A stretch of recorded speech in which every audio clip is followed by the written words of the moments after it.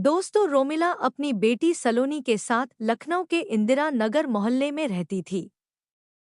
उसका 3 मंजिल का मकान था। पहली दोनों मंजिलों पर रहने के लिए कमरे थे और तीसरी मंजिल पर गोदाम बना था, जहां कबाड़ और पुरानी चीजें रखी रहती थीं। ईसाई समुदाय की रोमिला मूलतः सुल्तानपुर जिले की रहने वाली थी।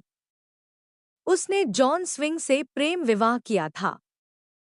सलोनी के जन्म के बाद रोमिला और जॉन स्विंग के संबंध खराब हो गए। रोमिला ने घुट-घुट कर जीने के बजाय अपने पति जॉन स्विंग से तलाक ले लिया। इसी बीच रोमिला को लखनऊ के सरकारी अस्पताल में टेक्नीशियन की नौकरी मिल गई। वेतन ठीक-ठाक था, इसलिए वह अपनी आगे की जिंदगी अपने खुद के बूते पर गुजारना चाहती थी।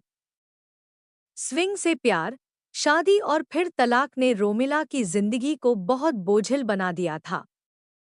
कम उम्र की तलाकशुदा महिला का समाज में अकेले रहना सरल नहीं होता।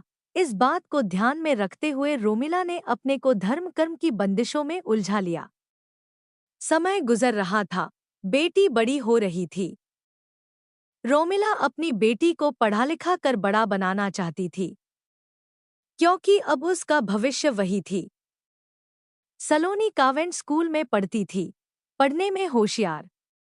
रोमिला ने लाड़ प्यार से उसकी परवरिश लड़कों की तरह की थी। सलोनी भी खुद को लड़कों की तरह समझने लगी थी। वह जिद्दी स्वभाव की तो थी ही, गुस्सा भी खूब करती थी।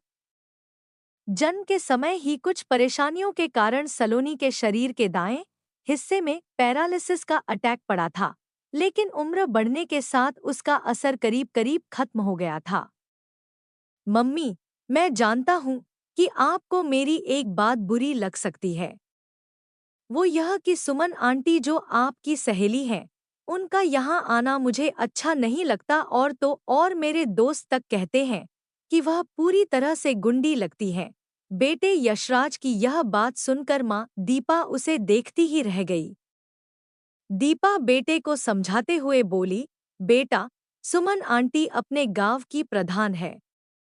वह ठेकेदारी भी करती है। वह आदमियों की तरह कपड़े पहनती है, उनकी तरह से काम करती है, इसलिए वह ऐसी दिखती है। वैसे एक बात बताऊं कि वह स्वभाव से अच्छी है। माँ और बेटे के बीच जब यह बहस हो रही थी तो वहीं कमरे में दीपा का पति बबलू भी बैठा था। उससे जब चुप नहीं रहा गया तो वह बीच में बोल उठा, दीपा, यश को जो लगा उसने कह दिया। उसकी बात अपनी जगह सही है। मैं भी तुम्हें यही समझाने की कोशिश करता रहता हूँ, लेकिन तुम मेरी बात मानने को ही तैयार नहीं होती हो। यश बच्चा है, उसे हमारे काम धंधे आदि की समझ नहीं है, पर आप समझदार हैं। आपको यह तो पता ही है कि सुमन ने हमारे एनजीओ में कितनी मदद की है।